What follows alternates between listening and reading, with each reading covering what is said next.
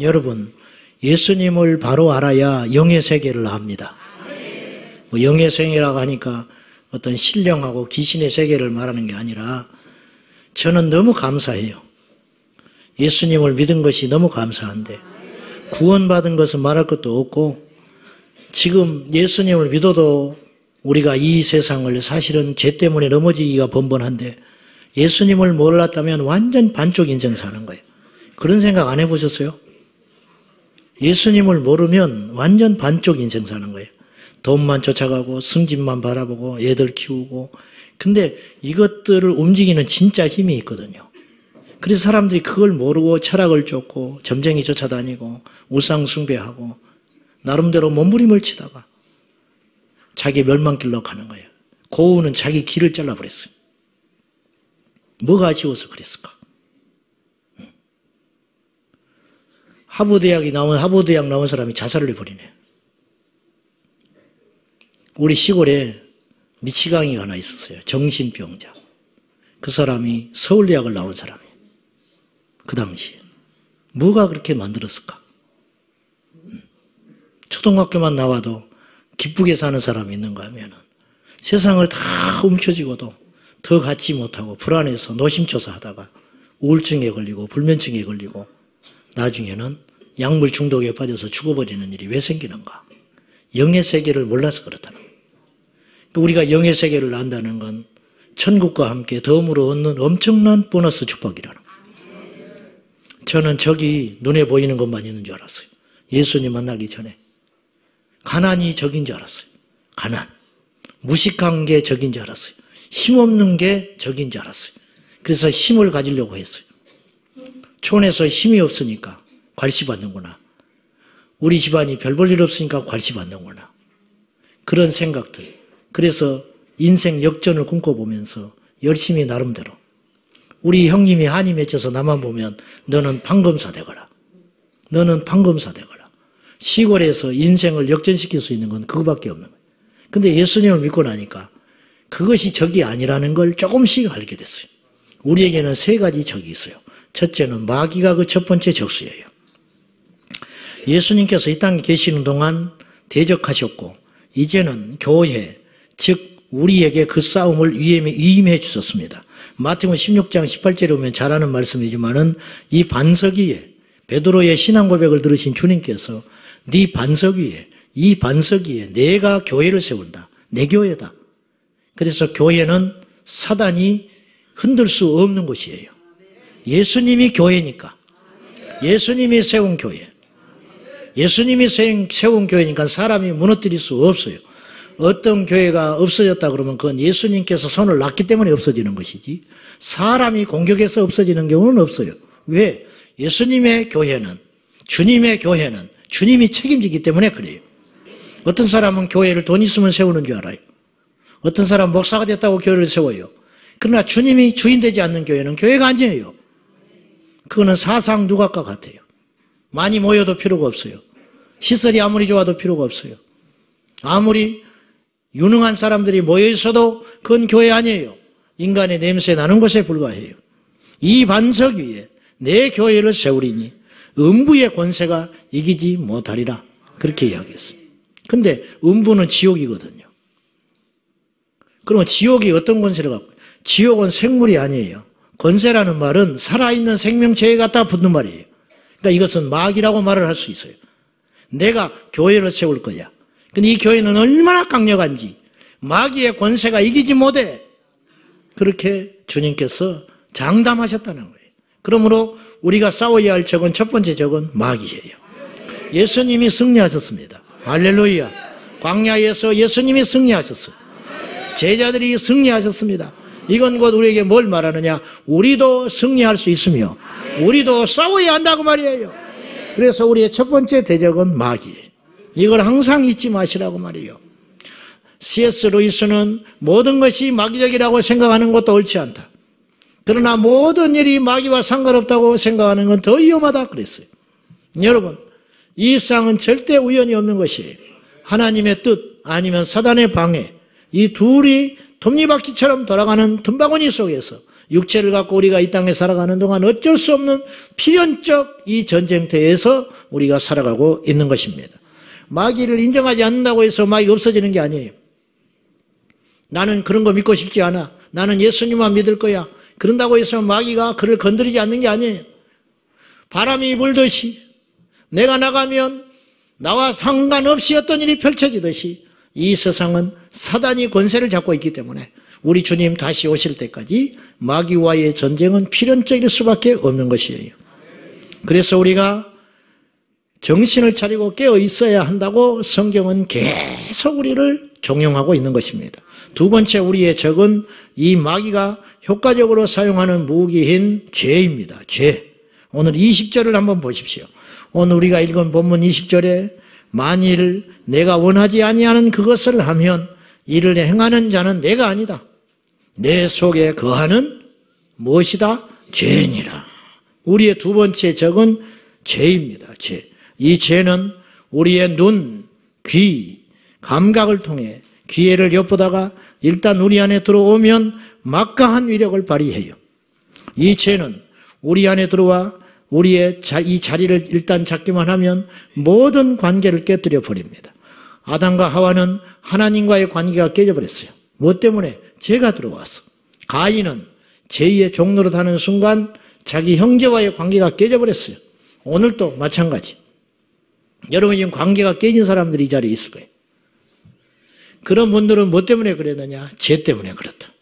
죄는 모든 것을 깨뜨려버리는 위력이 있습니다. 어떤 사람이 망했다, 어떤 사람이 실패했다, 어떤 사람이 넘어졌다. 그 배후에는 반드시 죄가 있는 거예요. 여러분, 우리의 두 번째 적은 죄입니다. 오늘 승리하셨습니까? 장담할 수 있습니까? 여러분의 눈 안전하셨나요? 성경은 이야기해요. 네 눈이 범죄한다. 눈이 어떻게 범죄합니까? 내가 범죄하지. 눈이 본다. 눈을 통하여 죄가 들어올 때 눈을 찍어서 빼버려라. 네 손이 범죄한다. 손을 타고 죄가 들어온다. 나는 그렇지 않으려고 하는데 이 못된 손이 자꾸만 죄에 오염돼가지고 한 번 짓고 두 번 짓고 세 번 짓고 중독돼가지고 계속 이 범죄함을 하니까 이 혀가 말이지요. 계속 죄를 져. 혀를 뽑아버려라. 그런 말은 없어 성경에. 손을 잘라버리고 발을 찍어버리고 눈을 빼버려라. 근데 요새는 혀도 뽑아버려야 할 것 같아요. 요새는. 혀를 뽑아버려요. 길이 아니면 가지를 말아야 되는데 하나님 원치 않는 길이라면 단호하게 안 가야 되는데 가면서 아이고 어쩌나 은근히 즐기면서 우리의 두 번째 적은 죄입니다. 죄. 세 번째 원수 마귀가 우리의 원수가 마귀죠. 우리 원수 마귀가 그 죄를 우리 안에 뿌리는 곳이 있어요. 그것이 바로 자아라고 하는 것이 자아. 자아란 사전에 이렇게 표현을 했어요. 생각과 감정 등을 통해 외부와 접촉하는 행동의 주체로서의 내 자신을 의미한다. 자아는 나다 그 말이야. 나. 오늘은 이 세 대적 중에 마귀, 죄, 그리고 자아라고 하는 이 세 대적 중에 이 세 번째 대적인 자아에 대하여 우리가 함께 말씀을 나눠보려고 해요. 내 자아는요, 하나님을 대적하는 가장 실질적인 원수예요, 사실은. 마귀는 밖에 있어요. 죄도 피하면 돼요. 근데 자아는 태어나서 지금까지 24시간 주님이 내 안에 오시기 전부터 나를 점령하고 나를 지배하고 있어요. 하늘에서 불이 쏟아져도 자아는 꿈쩍거리질 않아요. 내 눈앞에서요. 암 환자가 벌떡벌떡 일어나도 내 자아는 전혀 흥분하지도 않고 은혜 받는 법이 없어요. 22절 한번 보실랍니까? 이 말씀 잘 아시죠? 자, 우리 23절까지 시작. 내 속사람으로는 하나님의 법을 즐거워하되 내 지체 속에서 한 다른 법이 내 마음의 법과 싸워 내 지체 속에 있는 죄의 법으로 나를 사로잡는 것을 보는도다. 그렇게 이야기했어요. 내가 원하지 않는 것을 만약에 행한다면 성도라 할지라도 그것은 내 속에 있는 죄가 그것을 행한다 그랬었죠. 자, 그 말과 마찬가지로 내 속 사람은 즉 내 거듭난 내 영, 내 속 사람은 거듭난 내 영이다. 이제 그렇게 표현하고 싶어요. 저는 내 속 사람은 그러니까 거듭났기 때문에 하나님의 법을 쫓으려고 하지요. 그러니까 오늘 말씀에 내 속 사람으로는 하나님의 법을 즐거워한다. 왜? 거듭났으니까. 거듭난 내 영은 하나님의 법을 따르고 싶어요. 하나님의 말씀에 순종하고 싶어요. 거룩하고 살고 싶어요. 용서하며 살고 싶어요. 사랑하며 살고 싶어요. 믿음으로 살고 싶어요. 할 수만 있으면 24시간 기도하면서 살고 싶어요. 이게 하나님의 법을 거듭난 내 영은 원해요. 그런데 내 지체 속에서, 내 지체, 이 육신 속에 있는 한 다른 법이, 이 한 다른 법이 뭐냐? 자아의 법이. 한 다른 법이 내 마음의 법, 이건 양심. 내 마음의 법이 있어요. 모든 사람에게 있는 양심. 그래서 양심은 마음과 함께 영에 속한 부분이에요. 그래서 짐승은 영이 없기 때문에 마음이 없는 거예요. 아시겠어요? 그래서 양심도 없는 거예요, 짐승이. 그런데 인간은 영적 존재이기 때문에 양심이 유일하게 있어요. 왜? 이 양심은 영에 속한 영역이거든요. 그리고 마음이 있어요.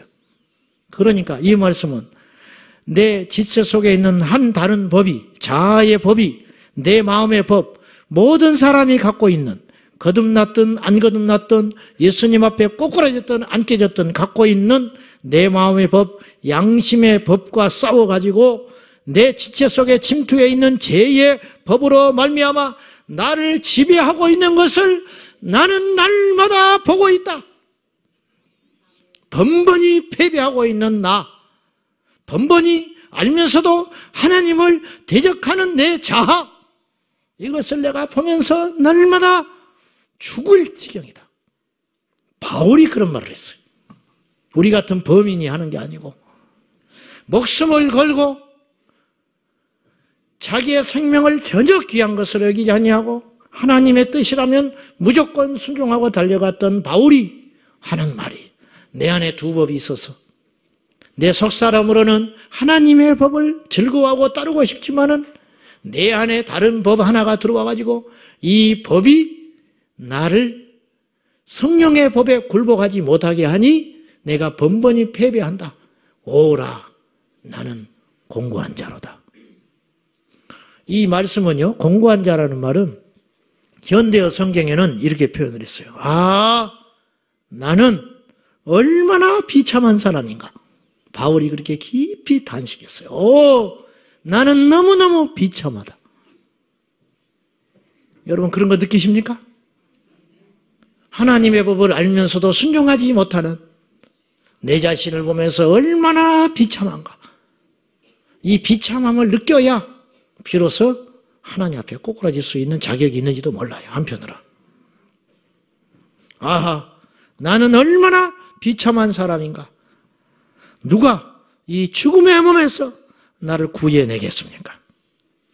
그리고 하는 말이 현대 성경이에요. 우리 주 예수께서 나를 살려주셨습니다. 이거 이제 8장으로 넘어오면서 결론은 그거예요. 예수님이 나를 살려줬습니다. 이 냄새나고 더러운 나를 건져주셨습니다. 내 안에 두 법이 있다고 바울은 표현했어요. 이건 굉장한 계시를 받은 거예요, 바울이. 내 안에 법이 있다. 여러분, 법은 바꿀 수 없어요. 우리 안에 두 법은 뭐냐? 성령의 법과 자아의 법이에요. 이것이 계속 싸운다는 거예요. 이 법은 바뀌지 않고 한쪽이 죽어야만 끝나는 전쟁과 같아요. 예수님 믿고 병 낫는 사람 제법 봤습니다. 내 눈앞에서 들것이 실려와가지고 그 자리에서 일어나서 펄쩍펄쩍 뛰면서 뛰어가는 사람도 봤습니다. 올 때 들것이 실려왔으니까 신발이 없잖아요. 맨발로 걸어가는 거예요. 난 그런 사람도 봤습니다. 암이 쏟아져가지고 하혈을 하면서 그 자리에서 나왔다고 울고 통곡하는 사람도 봤습니다. 그래요. 그 자리에서 조금 있다가 1시간쯤 식당에 갔더니 밥 먹고 앉아있더라고. 나와버렸으니까. 이거 거짓이 아니죠. 암덩이가 쏟아져 나가버리니까 밥을 먹고 있더라니까. 환하게 변해가지고. 근데 옆에서 들어보니까 남의 말하고 있더만. 암이 났는데. 남 흉보고 있더라고. 그 사람만이 그런 거 아니에요. 나는 더 더러워. 우리는 더 더러운 거예요. 믿고 병 낫는 사람 숱하게 봤고요. 믿고 부자 된 사람도 많이 봤고요. 믿고 성공하고 출세한 사람도 제법 봤어요. 가문이 불같이 일어나는 사람도 봤어요. 근데 죽은 사람, 포기한 사람은 못 봤어요. 못 봤어. 귀신 나가는 게 문제가 아니에요. 예수님이 그랬지요. 70명의 제자를 묶어가지고 보내서 그들이 성경가를 부르면서 돌아왔어요. 신나가지고 주여 귀신들이 주님의 이름으로 항복하더이다. 예수님만 그러는 일을 할 줄 알았는데 옆에서 구경만 해도 대단한 일이었는데 자기들이 주님의 이름으로 명하니까 귀신이 나가버리더라는 거예요. 와, 밥도 안 먹었을 거예요. 몇 주 동안 돌아다니면서. 가는 곳마다 이들을 환영했을지 몰라. 신나가지고 돌아가가지고 주여 귀신들도 주님의 이름으로 항복하더이다. 그때 주님이 이렇게 말하셨어요. 귀신이 나가는 걸로 기뻐하지 마라. 너희의 이름이 하늘에 기록된 것으로 기뻐해라. 그것이 더 가치 있다. 그 말이죠. 귀신 내보내는 것보다 더 가치 있고 중요하고 어렵고 중다하고 힘든 일이 있어요. 내 자아가 죽어버리는 것. 우리 교회에 믿음 좋은 사람들 많습니다. 이래 봬도. 그리고요, 믿음 좋은 분들이 많이 와요. 겉들어 보기에는. 아니, 솔직히 이야기하는 거예요. 나는 까는 전문이니까. 믿음 좋은 분들이 굉장히 많으셔요. 좀 비난하는 게 아닙니다. 현실을 진단해 보자는 거예요. 그리고 그 대단한 분들도 많이 오세요. 근데 나를 보는데 그 속에서 조금 지나면 실체가 드러나. 같이 지내보면 실체가 드러나. 자아가 안 죽었어. 자아가 안 죽었어. 언제 죽지요? 언제나 이것이 죽을까? 언제나. 한쪽이 죽어야 돼.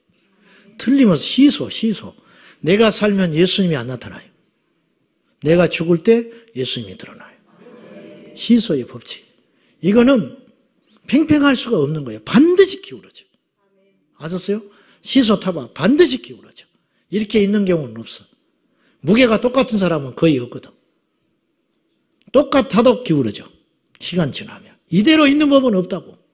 내가 죽으면 예수님이 살고 내가 살아나는 순간 예수님은 없어지시는 거예요. 믿는 자는 자기 안에 증거가 있다고 그랬죠. 요한일서 5장에. 근데 믿지 않는 자는 증거가 없기 때문에 하나님을 거짓말하는 자로 만드는 거예요. 자아가 죽은 사람은 예수님이 살아있기 때문에 자아가 죽은 사람을 통하여 예수님이 확장돼요. 자아가 죽은 사람을 통하여 예수님이 영광을 받으세요. 근데 자아가 죽지 않으면 예수님이 안 나타나니까 아무리 입으로 믿음을 이야기하고 능력을 이야기하고 예수님을 이야기하고 십자가를 이야기해도 어떤 일이 벌어지냐면 예수님이 안 보여요. 예수님이 안 보이니까 예수님을 믿을 수가 없는 거지요. 곁에 있는 사람이. 안 돼요. 내 자아가 성령의 법에 굴복지 않을 때 일어나는 현상들이 있습니다. 첫째, 신앙의 정체와 퇴보가 일어나요. 어떤 사람이 배를 타고 밤새껏 노를 지었어요. 술을 먹고 술에 취해가지고 본능적으로 어부니까 새벽녘에 술이 깨서 보니까 배가 그대로 있더래. 왜? 묶여 있었거든. 묶여 있었어. 묶여 있는 한 아무리 노를 지어도 앞으로 전진하지 못해. 30년을 교회 다니면 뭐해? 앞으로 한 발자국도 못 가고 있는데. 그런 생각 안 해보셨어요? 믿음은 나중 된 자가 먼저 되고 먼저 된 자가 나중 된다고 그랬죠. 믿음은 연수가 아니라니까. 도움은 좀 될지 몰라요. 도움은 될지 모르지만 그건 절대적이지 않아요. 믿음의 가문을 자랑하지 말라고. 우리 집은 3대째 예수 믿는다. 그래서 삼대째 예수 믿는 사람은 거저 천국 가는지 아세요? 천만에 그렇지 않다. 신앙의 정체와 퇴보가 일어났네. 어디까지나 이것은 거듭난 그리스도인이라고 가정하고 전제하고 말씀을 드리는 것인데, 내 자아가 꿈틀거리고 죽지 않고 살아있는 한은 신앙은 절대로 성장하지 않아요. 다 된 밥에 코 빠뜨린다는 소리 있죠. 밤새껏 철회하고 기도했어. 근데 내 자아가 살아있기 때문에 안 되는 거예요. 여러분이 지겹도록 들은 말이 있어요. 제가 여기서 유치찬란하지만은 지겹도록 거의 매주마다 내 자신과 여러분에게 하는 말이 있어요. 예배 후에 은혜 쏟지 말아라.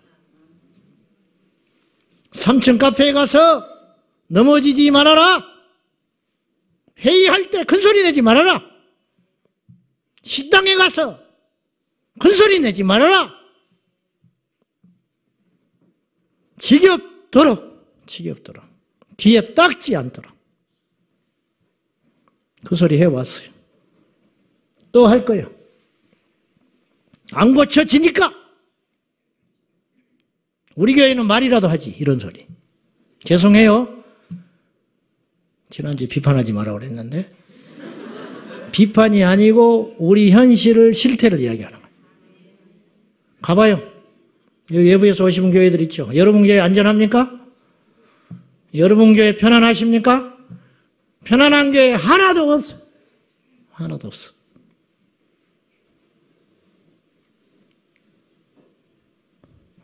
우리 교회는 전통이 있어서요. 가봐. 어쩐가. 우리는 체계가 다 잡혀 있습니다. 가봐. 그 속에 들어가 봐. 어쩐가. 어떤 알력이 있는지. 그 속에 파당이 없는지. 그 속에 지역주의는 없는지. 그 속에도 배운 사람, 못 배운 사람 서로 갈리고 있고. 먼저 온 사람, 1년 된 사람, 10년 된 사람. 우리 아버지가 이 교회 건축할 때 우리 아버지가 장로인데 기둥 세웠다. 그런 사람 없는가? 없는 게 하나도 없어. 지금 이 땅의 교회들이 어디로 가고 있는 거예요? 우리 교회 와서 다 그렇게 이야기해. 그런 거 상처받아서 왔다고. 근데 여기 와서 또 그 짓을 해. 여기 와서.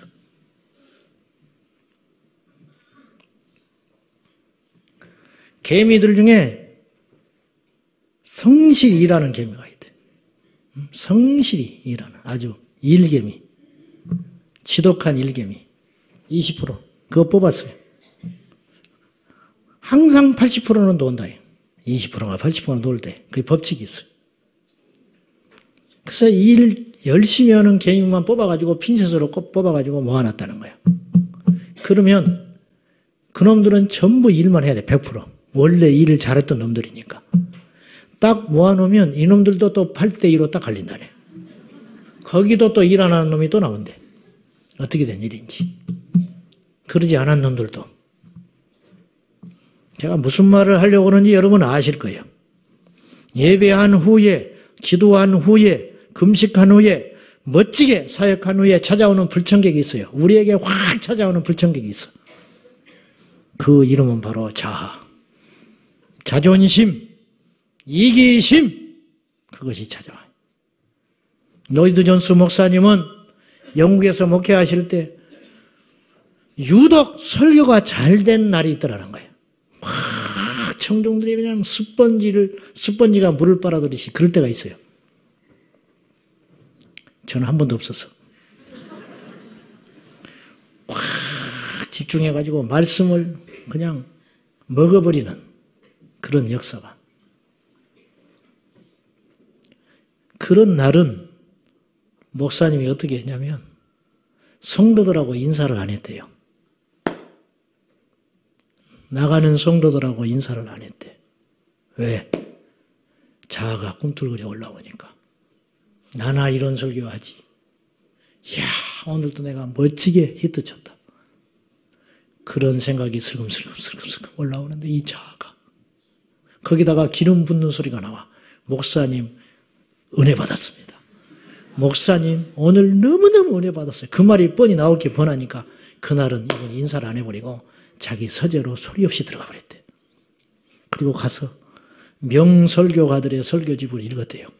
막 정신없이 읽었대. 읽으면서 이분의 표현에 가면 하늘로 올라갔던 나의 마음을 땅으로 내려앉혔다. 나는 아직 멀었어. 이분들의 설교에 비하면 오늘 내가 한 설교는 설교가 아니야. 그러면서 다시 내려앉혔다는 거예요. 이것이 자아를 이기는 비결이었다는 거예요. 이것이. 내 자아는 내가 받은 은혜와 능력들을 한순간에 쏟아버리게 만드는 다 된 밥에 콧받들이는 은혜를 받으면 뭐하냐 말이야. 내 자아가 살아가지고 나를 흔들어 버리는데. 네, 흔들어 버리는데. 기도원 가서 싸우고 오는 사람도 있고요. 사실 금식 기도하고 와가지고 더 교만해서 나타나는 사람도 저는 봤어요. 수통해 봤어요. 내가 사실 금식했는데. 그래서. 누가 하라고 그랬어? 그래서.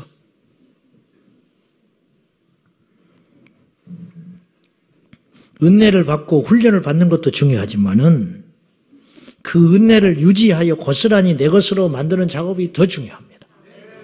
밥을 먹어도 힘이 생기지 않으면 내 몸에 변화가 일어나지 않는다면 그것은 내게 저장돼 가지고 축적돼 에너지로 쓰이지 않기 때문에 그렇죠. 은혜를 받았으면 내가 변화가 일어나야지. 예수님을 믿는 세월이 축적되고 누적이 되면 변화가 일어나야 할 거 아니에요. 근데 이게 안 된다. 안 되는 이유는 뭐냐? 은혜가 약해서가 아니라 내 안에 있는 자아가 은혜가 들어오면 다 잡아 삼켜버리는 거예요. 그래서 다시 원상태, 다시 원상태, 다시 원상태. 다람쥐 쳇바퀴 돌듯이 계속 그렇게 돼가는 거예요. 1년 전에 여러분과 오늘 여러분은 변했습니까? 내년에는 변할까? 세월이 어린다고 변할까? 내 자아가 장사되어 죽어버리지 않으면 변하지 않는다는 거예요. 두 번째, 자아의 죽음 없이는 십자가의 의미를 알 수도 없고 이해할 수도 없어요. 십자가를 찬송할 수 있습니다. 십자가를 공부할 수 있습니다. 십자가 앞에서 울 수도 있습니다. 그러나 참 십자가는 몰라요. 자기가 죽지 않으면, 자아가 죽지 않으면. 나도 마찬가지예요. 부흥회 때 앞에서 우는 할머니가 있었대. 얼마나 울어대는지 이 강사가 은혜를 받아버렸어요. 내 설교를 듣고 저렇게 우는구나, 통곡하는구나. 내가 부흥회를 많이 다녀봤지만 이런 경우는 처음 봤다. 그래서 설교 말미에 나오라고 그랬대. 어떻게 은혜를 많이 받아서 간증 좀 해보시라고. 그랬더니 이 할머니가 그냥 또 겸손하기도 해. 머뭇머뭇하면서 말을 못해. 괜찮아요. 할머니 솔직하게 이야기해보세요. 무슨 말씀에 그렇게 은혜를 받았는지, 왜 그렇게 우셨는지 이야기 좀 해보세요. 그랬더니 이 할머니가 수줍어가지고 이렇게 이야기하더라는 거예요. 작년에 죽은 개가 생각이 나서 그렇게 울었다. 목사님의 설교가 어떻게 들렸는지는 모르지만은 작년에 죽었던 내가 키우던 정들었던 개가 생각이 나가서 설교 듣는 중에 그렇게 울었다는 거예요. 그 우는 것은 의미가 없는 것이지. 그래서 우는 거예요. 개가 생각나서 울었다는 거예요. 개가 생각났어. 눈물이 다 눈물이 아닙니다. 교회 와서 운다고, 기도하다가 운다고, 찬송하다가 운다고, 그게 다 은혜의 눈물이 아니더라고요. 갈라디아서 2장 20절 말씀, 이거 애우는 사람 여기서 70, 80% 다 될 거예요. 한번 읽어봐요. 시작. 내가 그리스도와 함께 십자가에 못 박혔나니 그런즉 이제는 내가 사는 것이 아니요 오직 내 안에 그리스도께서 사시는 것이라. 이제 내가 육체 가운데 사는 것은 나를 사랑하사 나를 위하여 자기 자신을 버리신 하나님의 아들을 믿는 믿음 안에서 사는 것이. 제자 훈련하면 100% 이거 암송해야 돼. 100% 암송해야 돼.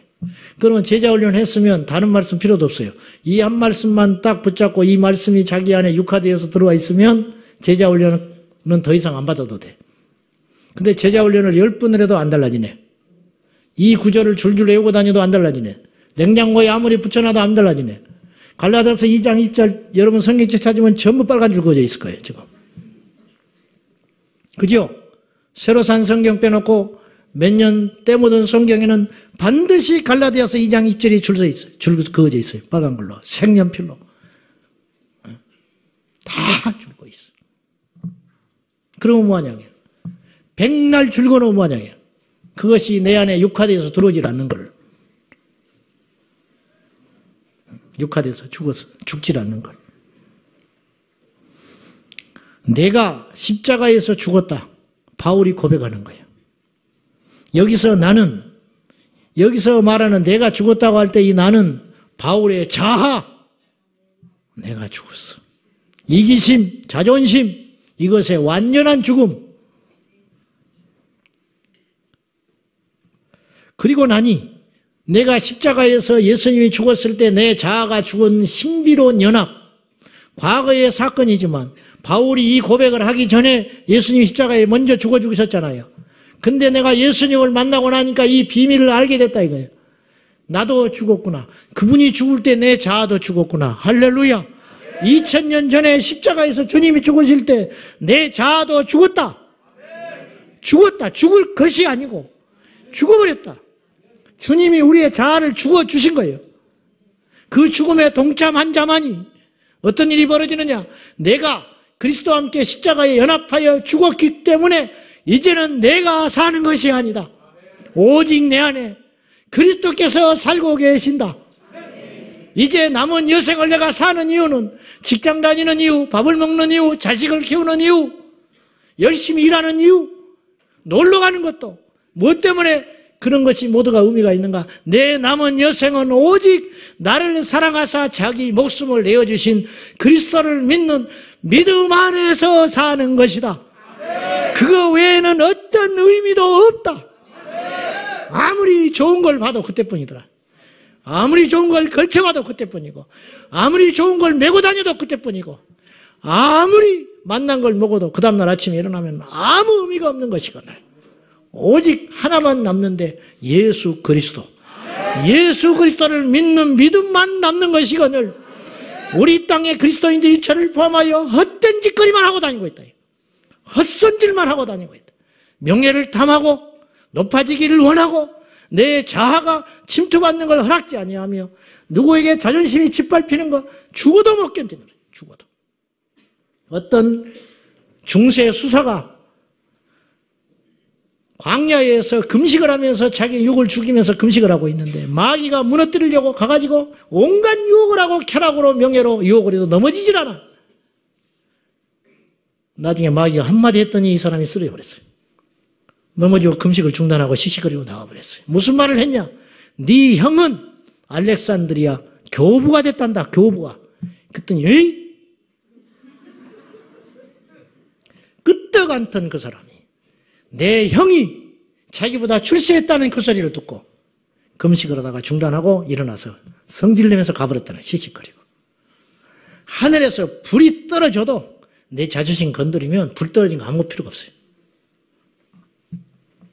내 눈앞에서 죽은 자가 살아나서 울고 철철 울고 가도 밖에 나가서 말 한마디 자존심 긁어버리면 그날로 끝장나버리는 거예요. 우리가 그런 일을 수없이 당하면서 여기까지 왔어요. 그것을 넘어서야 진짜 십자가를 알 수 있고 경험할 수 있고 깨달을 수 있고 나는 십자가를 안다고 말할 수 있는 사람인 거예요. 근데 보지 못했다는 거예요. 보지 못했어. 저건 좀 변한 사람인가? 내 자신을 포함해서 이야기를 해보면 아니요. 가짜요. 가짜. 뭐 이걸 했고 저걸 했고 이걸 했고 어쩌고 저쩌고 그래서 기대를 해요. 이야기해보면 아니요. 다 자기 의야. 자기 공로고 자기 알아달라는 것이고 자기가 으뜸이라는 거예요. 그 소리 하려고 한 것이지. 여러분이 좋아서 한 일은 가짜예요. 여러분이 좋아서 하는 일이 있어요. 교회도 좋아서 다녀. 그 좋은 게 떨어지면 어떡할 건데. 우리 교회가 좋은 것만 있는지 알아요? 얼마나 흠이 많은지 알아요? 얼마나 우리 교회가 악하고 나쁜 것이 있는지 아세요? 몰라서 그래요, 여러분들이 지금. 좋아서 왔다고? 그 좋아하는 것이 사라지면 어떻게 할 건데? 전부 내 중심적으로 하나님을 믿고 있어. 예수님조차도 내가 좋아야 믿어지는 거야. 신앙도 내가 좋아야 신앙이 생기는 거야. 그러니까 가짜지요. 그러니까 자아가 죽은 사람이 없지요. 죽으세요. 오늘 잘 만났어. 죽어. 나를 포함해서 다 죽자고. 왜 죽지 못해서 이 난리야. 죽어라. 한국교회 성도들이 다 죽으면 1년 안에 이 나라는 뒤집어져 버려. 1년도 안 걸려. 우리가 죽으면 우리 가정이 뒤집어져. 우리 집안이 다 죽으면 우리 가문이 뒤집어져 버려. 안 죽는 거예요. 입만 살아가지고 예수 믿어라, 예수 믿어라. 속으로 니나 믿어라, 니나 믿어라.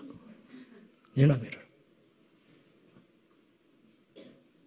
술, 담배 안 하는 거, 그리고 주일날 교회 가는 거 외에는 하나도 죽은 것이 없어.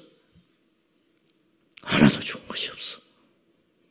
어쩌면 주일을 꼬박꼬박 드리고 술, 담배를 끊은 것도 내 자존심 때문에 끊었는지 몰라. 집사쯤 됐는데 이 정도는 해야 된다. 다른 사람 눈도 있는데. 가짜예요, 가짜. 그것이라. 주님을 사랑하기 때문에, 내 안에 믿음이 있기 때문에 그것이 끊어지는 것이고, 그래야 되는 것인데, 체면 때문에.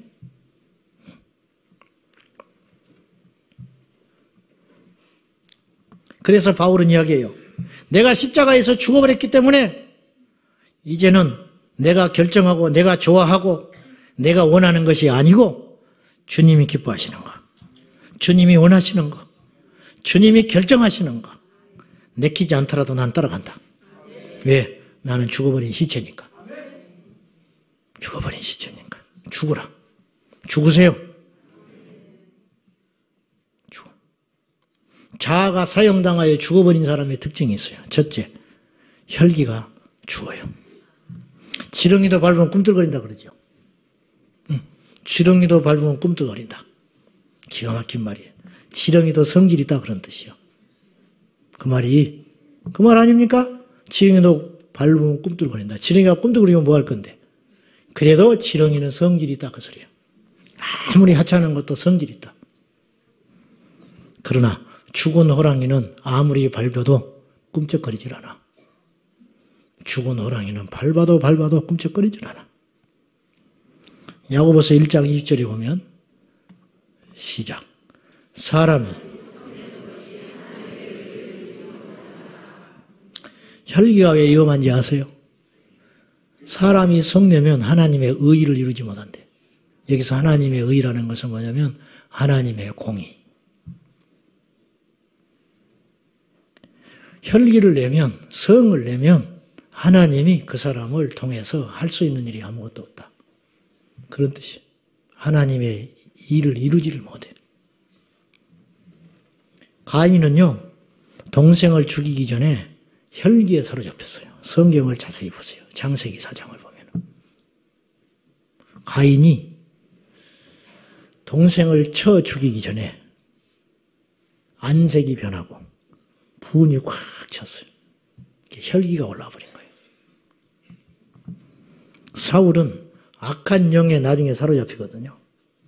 그 악한 영에 사로잡히기 전에 혈기에 사로잡혀가지고 다윗을 창으로 던져서 죽여버리려고 그래요.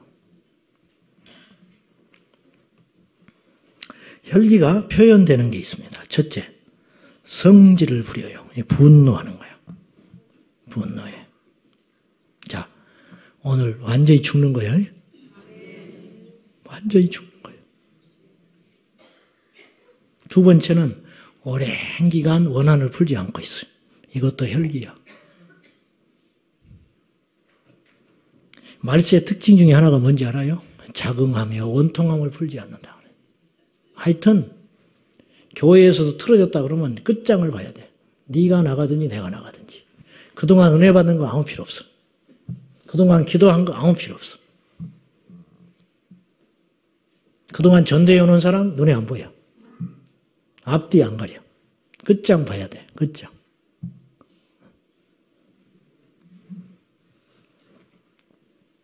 모든 교회가 그러고 있어.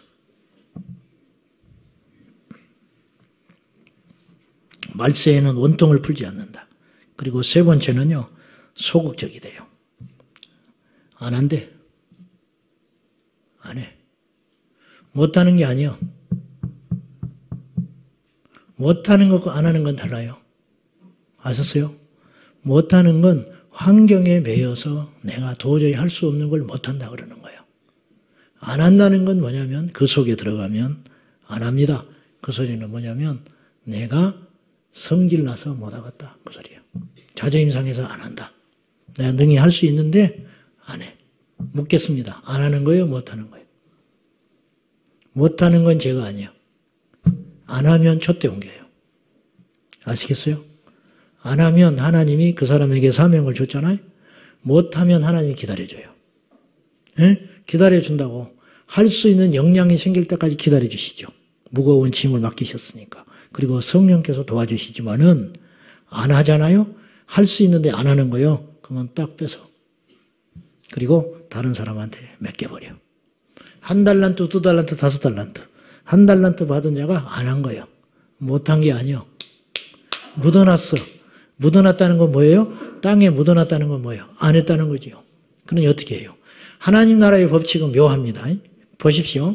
하나님은 사랑이니까 저는 그 구절을 읽을 때마다 이런 생각을 해보는 내가 한번 설교했는데 1달란트, 2달란트, 5달란트 받았는데 2달란트와 5달란트는 배를 남겼죠. 1달란트 받은 자는 숨겨놨어. 잊어버릴까 봐. 그리고 최소한 욕은 안 먹을 줄 알았어. 근데 주인은 진노했어요. 그걸 뺏어서 하나님 나라의 법칙은 이래야 한다고 생각할지 몰라요. 한번 혼을 낸 다음에 5달란트에서 10개를 가진 자에게 야 하나 줘. 빨리. 왜요? 줘. 너 많잖아. 그리고 하나밖에 없는 자에게 주면서 너 앞으로 똑바로 잘해. 이것이 하나님의 공인지 알아요. 근데 그렇지 않았어요. 하나님은 야멸차게 그게 하나님이거든요. 그 성품이. 그 1달란트밖에 안 가진 자를 그걸 뺏어가지고 이미 10개나 소유하고 있는 달란트를 가진 자에게 줘서 11개를 만들어주는 거예요. 옮겨버리는 거예요. 여러분 하나님이 써줄 때 잘하십시오. 아셨어? 저도 그러려고 그래. 하나님이 써줄 때가 있어. 하나님이 쓰실 때가 있고 하나님이 버리실 때가 있어. 모세를 하나님께서 늙지 않았는데 데려가셨어요. 왜? 끝났어. 유통기한. 너는 가나안 쳐다봐. 그 대신 못 들어가. 네가 할 일은 애굽에서 광야 40년 지내는 거야. 이제는 여호수아에게 그 사명을 맡길 거야. 그러나 모세는 받아들이잖아. 이게 믿음이야. 이게 혈기의 표현이에요. 자, 두 번째로 자기 자아가 사용당하여 죽은 자는 자랑이 없어져요. 자랑이 죽음. 자랑은 자아가 전쟁해가지고 얻은 노획물과 같아요. 그러니까 막 내세워야죠. 내 자아의 기쁨이니까, 영광이니까. 우리 교회에 자랑하지 마세요. 그럴 리도 없지만 하지 마셔. 무슨 의미가 있는데? 무슨 의미가 있는데? 우리 교회 자랑해서 뭐 할 건데? 전도할 때 교회 자랑하라고? 누가 그런 엉터리 같은 소리를 해? 교회를 왜 자랑해? 그래서 오면 다 실망해. 교회를 왜 자랑해? 목사를 왜 자랑해? 사람을 왜 자랑해? 주님을 자랑해야지. 우리가 다 이론으로는 알고 있어요. 현실은 그렇지 않아. 가문 자랑하지 마셔. 학벌을 자랑하지 마시고. 자식 자랑하지 마. 자식 자랑도. 대놓고 자랑하는 바보는 없어요. 아주 프로가 돼가지고 상대방을 내리깎음으로 나를 높여. 그런 비겁한 일을 하고 있어요. 다른 자식을 혀를 끌끌 차면서 자기 자식을 높이네. 내 자식을 높이고 다른 교회를 내리깎음으로 우리 교회를 은근히 높이고 다른 목회를 내리깎음으로 내 목회를 과시하는 냄새나고 더러운 일을 저와 여러분이 하고 있는 거 아니에요? 비난하는 게 왜 문제예요? 비난하는 순간 내가 올라갈 걸로 생각하는 거거든요. 자랑질하는 것이거든. 주여, 나는 다른 사람들 같지 않아서 감사합니다. 나는 토색하지도 않고 간음하지도 않고 불의를 행하지 않고 저 세리와 같지 않게 해주셔서 감사합니다. 나는 일주일에 2번 금식했습니다. 나는 11조를 드리나이다. 주여, 감사합니다. 바리새인, 주님이 뭐라고 그랬는지 아세요? 누가 하나님 앞에 의롭겠냐는 거예요. 누가 하나님 앞에 의롭겠냐. 여러분 바리새인이에요, 세리?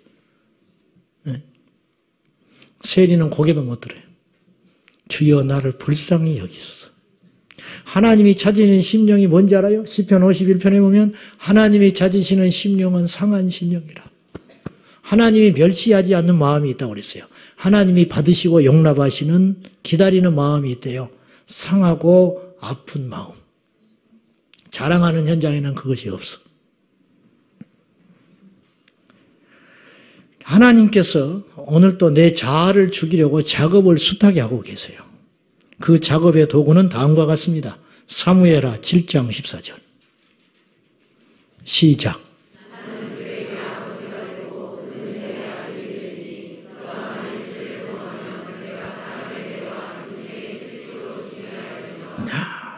이 말을요, 하나님이 나단 선지자에게 줬어요.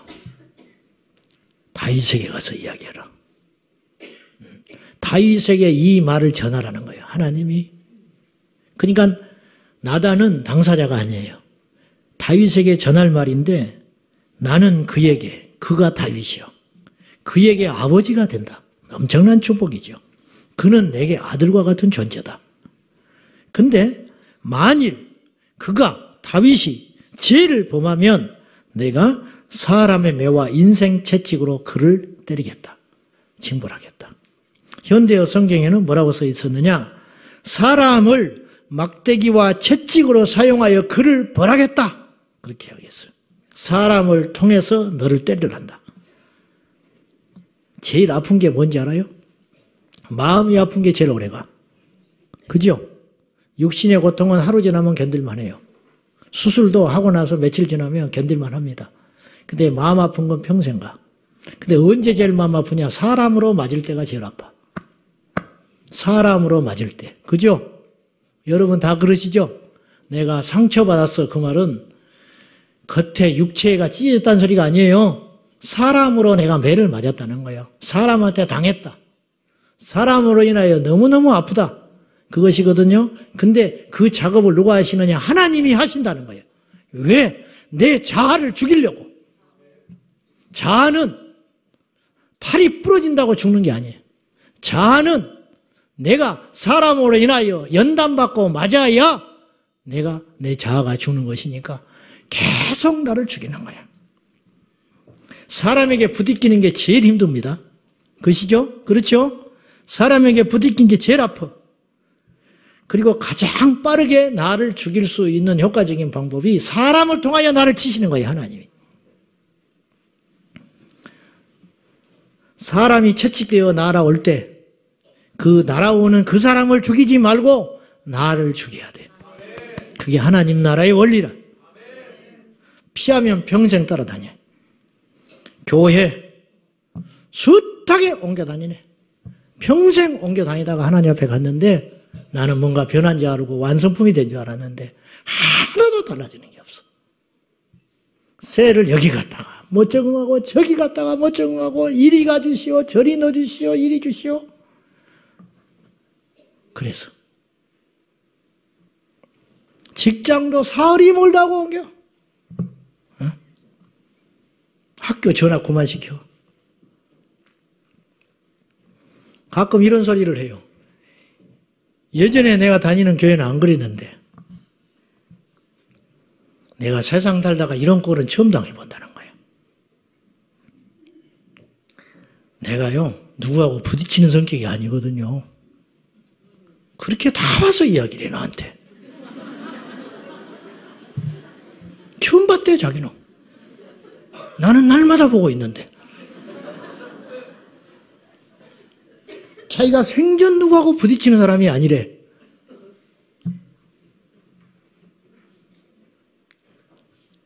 놀랄 것도 없어요. 이상할 것도 없어. 이제서 당신 안에 숨겨진 자아가 들통난 거예요. 그동안 아무 일이 없었던 것은 주변 사람들이 다 참아줬기 때문이에요. 근데 이제 하나님이 당신을 사랑하기 때문에 당신을 죽여서 쓰시려고 이대로 뒀다가는 안 되니까 하나님께서 이제 드디어 채찍을 드셨어요. 근데 어떻게 채찍을 들었냐? 사람을 통해서 나를 때리기 시작하는 거예요. 죽으라고. 내려놓으라고. 그 자존심 꺾으라고. 그 자존심 파서 버려버리라고. 요셉이 그 철없고 경망스럽던 아들 요셉이 꿈을 꾸고 경솔하게 다 이야기해가지고 형 앞에서 자랑하는 그 요셉이 나중에 형들을 만나서 뭐라고 그러는지 아세요? 그는 종살이, 옥살이 하더니 자아가 다 죽었어. 요셉이 뭐라고 그러느냐? 형님들은 염려하지 마십시오. 여호와께서 생명들을 살리려고 나를 먼저 보내셨습니다. 당신들을 채찍으로 쓴 것이니 내가 당신들을 미워할 이유가 없다. 그러니까 해석이 되잖아요. 이게 놀랍지 않습니까? 해석이 돼. 해석이 되니까 연단이 빨라요. 그치는 거예요. 이스라엘 백성들은 40년 동안 광야에서 연단받았는데 고치지를 못했어. 자아가 안 죽었어.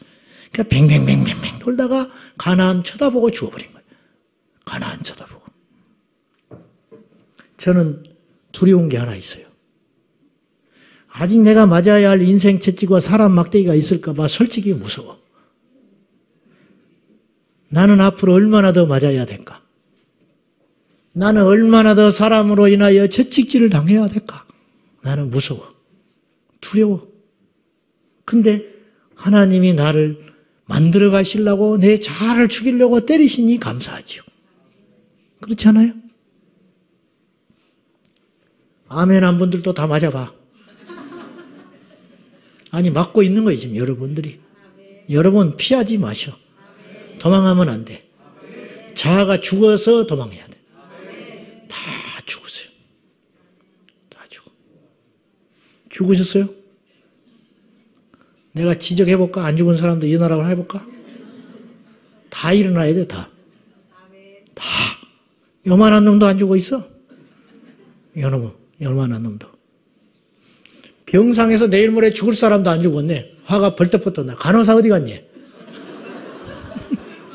곧 죽을 사람이 간호사를 왜 찾아? 못 참겠다는 거야? 참아도 죽고 안 참아도 죽어. 곧 있으면 죽어. 근데 간호사 빨리 오라고 고래고래 소리를 질러. 자, 안 죽은 거요? 안 죽은 거요. 은혜 받았다고 눈물, 콧물 다 쏟고 계단에 올라가다가 얼마 전에 투닥투닥 한 사람 보면 고개를 안 쳐다봐. 운 거는 왜 울었어? 왜 울었대 그동안에? 걔가 생각나서 운 거야. 그 사람. 걔가 생각났어. 내 자아가 죽었는지 살핍시다. 그리고 하나님께서 지금 나를 어떤 방식으로 연단하시는지 깨달으셔야 돼. 마지막으로 이야기만 하고 마칠게요. 지하는 권사님이 늦각 이 예수 자미도 보겠다고. 그분은 참 내가 볼 때 온화하고 겸손한 분이에요. 누구하고 부딪히는 분이 아니에요. 정말 예수를 믿는다면 저렇게 믿어야 한다고 교회에서 전부 K했어요. 그분을. 싫어하는 사람이 하나도 없어. 주변에는 항상 사람이 있거든. 원유하고 덕스럽고 대접하기 좋아하고 흠잡을 데 없어. 그러니 이분이 이제 예수를 더 잘 믿고 싶어서 60이 넘었는데 훈련을 받는다는 거예요. 그래가지고 차 운전을 못하니까 그 교회 친한 동료하고 차를 얻어 타고 훈련을 받는 거예요. 6개월인가 3개월인가 받으러 다녔어. 둘이 갈등이 일어나기 시작해. 얼마나 자존심 상하고 차 타고 가다가 내려버리고 싶은 적이 한두 번이 아니었대. 근데 이분이 그 훈련을 마치면서 깨달은 게 하나 있었어요. 그건 뭐냐? 그게 훈련이 아니에요. 거기 가서 강의실에 앉아서 성경 구절 외우고 강의 듣는 게 훈련이 아니고 중보기도 훈련하는 게 훈련이 아니고 하나님이 자기를 차 타고 다니면서 훈련시키는 차 타고 다니면서 그거를 나중에 깨달았다는 거야. 그러면서 통곡하고 웁디다. 아직 안 죽었다고. 자기가 안 죽었는데 하나님이 죽이려고 하는 걸 이제 깨달았다는 거예요.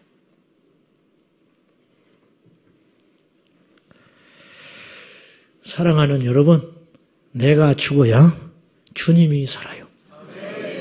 저도 장담 못하겠어. 죽었는지 난 장담 못하겠어. 근데 죽고 싶어요. 정말 죽고 싶어. 죽어서 주님 앞에 가고 싶어. 우리 모두 죽어서 예수님을 살립시다. 내가 죽어야. 이건 그냥 하는 말이 아니에요. 이런 소리 귀에 딸도록 들었잖아요. 교회가 죽는 현장이에요. 실습 장소. 여러분이 우리 교회에서 죽으십시오. 죽어라. 아주 죽어라. 죽어라. 아주 죽어라. 할렐루야. 기도하겠습니다. 하나님, 죽게 해 주십시오. 지렁이 같은 야곱이 꿈틀거립니다. 우리가 지렁이 같은데 꿈틀거립니다. 우리가 꿈틀거리면 뭐 하겠습니까? 우리가 자존심을 세우면 뭐 하겠습니까? 죽게 하소서. 이 밤에 완전히 죽게 하소서. 흘기는 눈이 사라지게 하시고 마음의 무거운 짐덩어리가 다 사라지게 하시고 미움이 사라지게 하시고 시기가 사라지게 하시고 원한이 사라지게 하시고 질투가 사라지게 하소서. 아예 사라지게 하소서. 주 예수여, 2000년 전에 십자가에 죽으실 때 내가 죽었습니다. 내가 죽어야 내 안에 예수님이 살고 그래야 내 영이 하나님을 만날 수 있나이다. 주여, 아예 오늘 죽게 주소서. 기도할 때 죽게 하소서. 오늘 이 시간 거저가지 말게 하소서. 완전히 죽는 자가 되게 하여 주옵소서. 예수님의 이름으로 기도하옵나이다.